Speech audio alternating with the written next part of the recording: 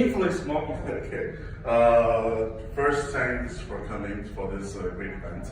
I know all of you guys have traveled far, a long time to come here today. Thank you very much for liking what we're doing. It took a lot of pain. That's why tomorrow my topic of discussion will be the journey that we actually took from the time that we started. Why we actually chose to actually do a decentralized wallet other than a centralized one, and how and what are the things, what are the thoughts behind it. Most of the features are not from what we thought. Okay, it's actually taken from all the members. We learn from the members. You tell us what you need. You tell us what you want. What is not good. Okay. Because we have a team that actually supporting you guys, okay, we actually build it ourselves, right? I believe that most of the projects outside there, they either buy from someone or they just hire it for a project. We are in the long run. We are part of the system as well. We have a tree as well. Our engineers all have a tree. Okay, well, we're not C3 yet, of course, we're just C1s. So, but it's good, right? So the thing is, our engineering team, we don't get paid at all. We actually get from the system as well. Okay, so the harder we work, the more you guys make, the more we make. Okay, so that's why we're all in it together. That's the very, very basic fundamental of how things work here. We are all under the same tree, we're all on the same boat, right? Okay, so as Mr. Liu shared, okay, I first developed a engine or a platform to solve one problem for blockchain. Blockchain Gen 1, Gen 2, Gen 3 are very slow in all aspects. It's because they only have one chain and it's shared among everyone. So let's say if there's 300 members here and there's only one chain that is being shared by all. Any single update needs to be sent to everyone. And what if there's a member which is not responding or not writing it?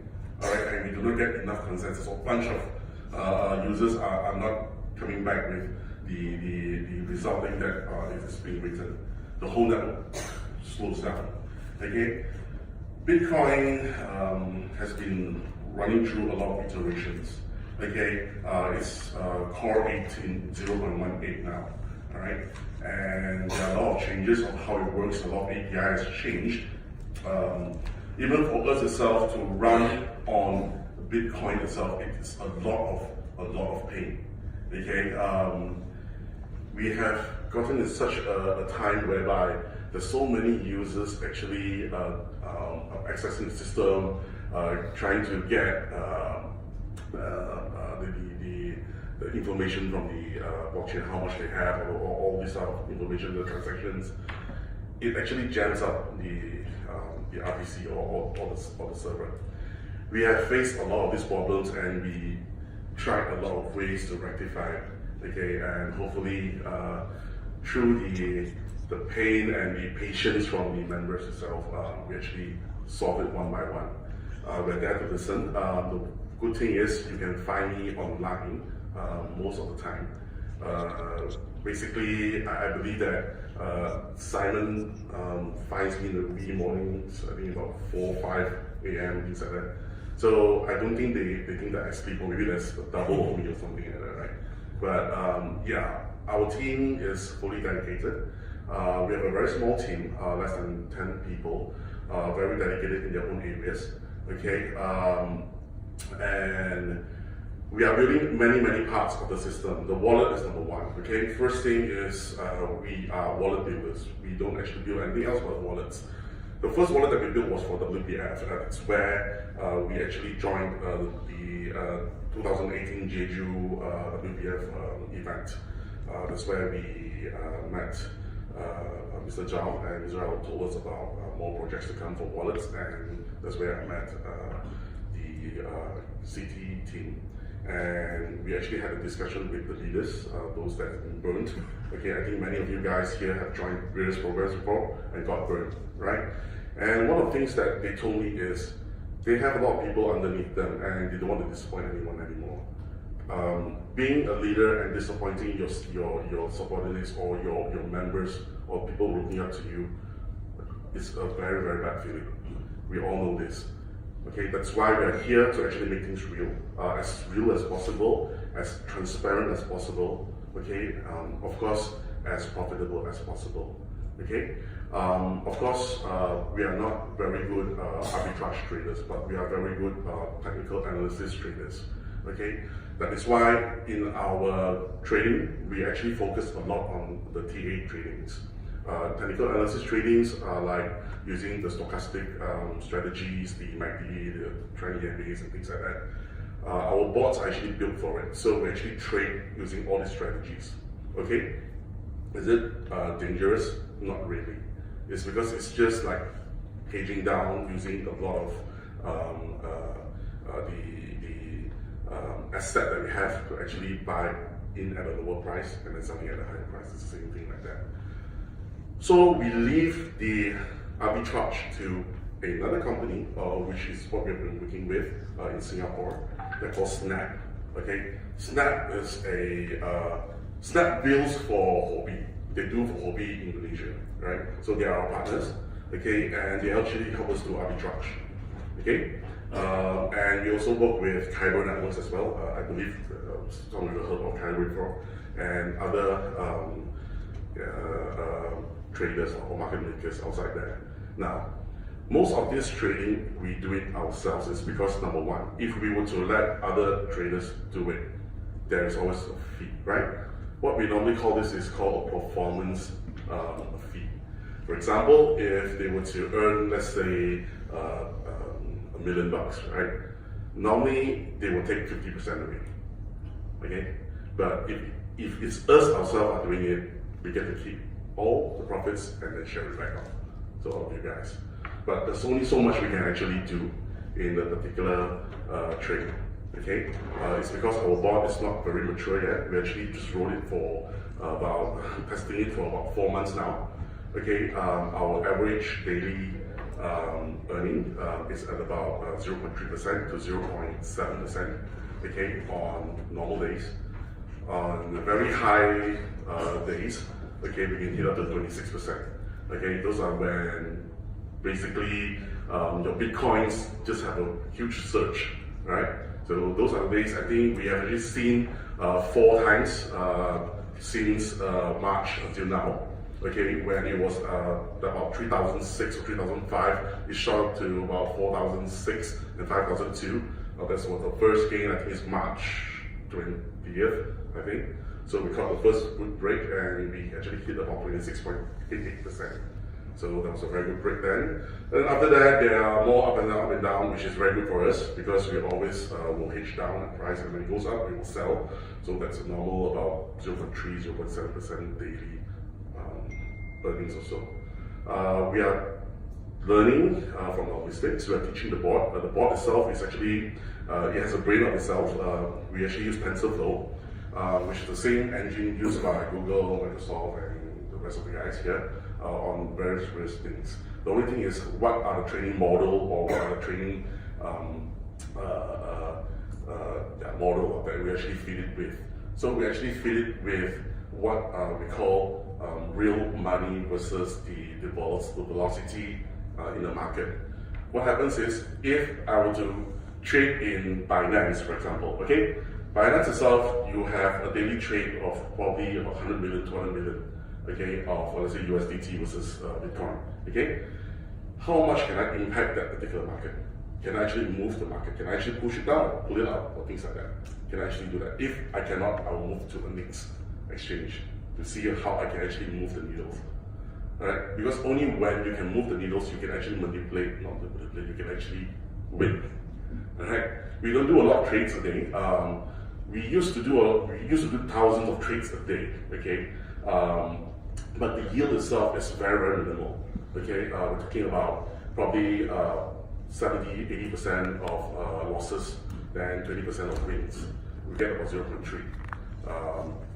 Now, roughly, we do about 30 trades a day, but we get probably 100% of wins. Okay, because the bots itself are much more smarter now. It knows when to buy and when not to sell and when to hold. Okay, these are things that we actually taught it. What is the winning strategy? When to buy and when to hold and things like that. So 4 months down the road, we are at a stage whereby we're trying to build it. The team to actually build this core engine is only 2% in the whole entire company. We're trying to expand that to about 5% or so. Okay, so that we can actually add more stuff into it, especially to link with more exchanges. Now we are linked up to 38 exchanges. We are trying to actually link it up with even more exchanges, especially those that is a bit more further away, so that we can actually do arbitrage and win from there. So that's one thing. The other thing that we are trying to do is also on the wallet side, how you can actually use the CTOs. Okay, this means that we have to actually join the EMA consortium, which is the networks whereby Master, Visa, okay, Eurocard actually hooks up to banks, so that you can use your phone to actually pay for a lot of stuff. Okay, you can actually tie up your CTO to Apple Pay or Samsung Pay, and then you just pay directly. So we're trying to do all of these things. There will be a surprise tomorrow. Okay, hopefully you guys. Yeah. 12. Yeah, 12. Sorry, yeah, 12. Well, those that see me tomorrow will get a surprise as well. There are a lot of stuff coming out, especially on how to use it. We always, what we want to do is to first give you wealth, so the bots bring you wealth, and we will bring you health, which is happiness. Okay, so you can actually use extra income that you earn any way you want. Okay, and finally is the communication part. Most of CloudToken is banked against groups and communities, but now you can see that the app itself has not much communication function. You can't, talk to your group or your affiliates and things like that. But all this will change in the coming months, whereby we'll be adding a lot of features to actually let leaders, C2, C3s, to actually push tasks down to your affiliates. Okay, for example, now you only see 3 levels, right? But now what we like to see is members who are actually not performing. Then you can actually help the members. Or you can see that there's a breakage between your legs, right? So how can you actually rectify that? So we are doing all of these features. These are the things that members actually told us, saying that, hey, how can I see this? Okay, and then said, okay, let's figure out something and come up with something that you need to help you manage your entire team. So we are going to focus more on the communication part. Of course, we're going to also figure out a way for you to actually chat securely throughout the app itself. Of course, through the blockchain, and share media and things like that. Okay, just from your wallet itself. It's going to be a super app as big as WeChat, where you can do all those things, but it's global. So the theme for the wallet is going to be Global Cash. Global Cash. Yes, that's the theme. That's the theme. You do not need to change baht to come to Thailand to actually spend. All you need to do is have secure. Right? So anywhere you go, it's a bit like Bitcoin, but Bitcoin itself is a bit hard to link with anyone else. So we're actually doing that particular portion, okay, to link up with the traditional money to actually do this. Wow. So we can share CTO and use CTO globally. Yeah. Of course, Jarvis is only one project, right? So we are going to open up more projects for members who have achieved a certain level to invest in other projects, not just only Jarvis, but others that will give maybe a more long-term yield and things like that. Okay, so that will be coming as well in the coming pipelines, which I will share in detail of what you guys are always missing. You want something like a white paper, right? Which we never share with any of you guys, right? So we say that on the 12th there will be, we call it a business proposal actually. We don't even call it a white paper. We are not an ICO company, right? That's why we don't sell any of our coins. Can you buy CTO now? You can't, right? You can only earn, right? We are not a CTO, that's why we never sell coins. Okay? Yeah, we are not ICO. Yeah, we're not ICO. So we have a business proposal, okay, to tell you that what are we trying to do, okay? And you as a partner, this is what you get. This is what we're going to do. Alright, so the business proposal will be shared on the 12th, and hopefully you'll get more insight. Where are we incorporated? So one of the things that you guys want to know as well. Yes, right? where are we going to have our office? We're going to have an office. This is one thing that actually I heard a lot from the members, okay, say that where can we see you guys, okay? And we have actually come up with a plan to really help globally members to be able to have a place which you can call your own, all right?